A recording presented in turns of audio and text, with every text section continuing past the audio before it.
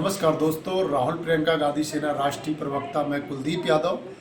आज आपको मैं मोदी जी के कार्यकाल के कुछ ऐसे फैसलों के बारे में चर्चा करने जा रहा हूं जो देश के लिए आने वाले समय में इतिहास में काले अक्षरों से लिखा जाएगा।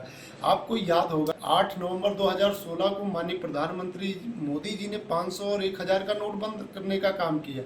और फिर वक़्त बिल आपने कल देखा, दो तारीख को किस प्रकार से वक़्त बिल पास करवाकर ये मुसलमानों की ज़मीन, उनके धर्म की जो ज़मीनें थी उसको हड़पने की सरकार किस प्रकार से कर रही है। एक तरफ अभी छत्तीसगढ़ का चुनाव हुआ, वहाँ पे भारतीय जनता पार्टी अपनी सरकार बनाई और वहाँ पर अगर देखा जाए हसदेव अंडर जंगल जो 17 लाख हेक्टेयर में फैला हुआ है वो भी अडानी के हाथ में आ गया है। और ये भारतीय जनता पार्टी अब जंगल जमीन सब अडानी को देने का काम कर रही है। मणिपुर जल रहा है। और दोस्तों, आपकी एक विषय पे और ध्यान लाना चाहता हूँ। चीन हमारे देश में अपने गांव बसा रहा है, वहाँ पे मोदी जी अपने 56 इंच का सीना नहीं दिखा रहे हैं। तो ये बड़े बड़े विषयों पे हमें सोचना पड़ेगा। मोदी जी जो कहा करते थे कि माँ गंगा ने बुलाया है, मैं भारत का बेटा हूँ, तो ये अब जगजाहिर हो रहा है कि मोदी जी सिर्फ बिजनेसमैनों के लिए बनाए गए हैं, इनसे देश से कोई प्रेम नहीं है।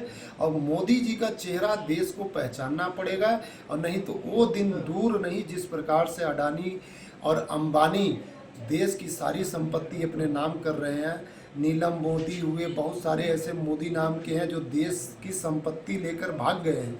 आने वाले समय में हमारे देश में कुछ नहीं बचेगा और मोदी जी भी उनका कुछ नहीं कर पाएंगे। कहते हैं ना, मोदी जी ने राम को लाया है, लेकिन भगौड़े हमारे देश के थे, काला धन ले आने की तो बात कर रहे थे, लेकिन हमारा जो धन था, भारत की जो संपत्ति थी, जो मोदी जी के दोस्त लेकर भागे, उनको मोदी जी नहीं ले आ पा रहे हैं।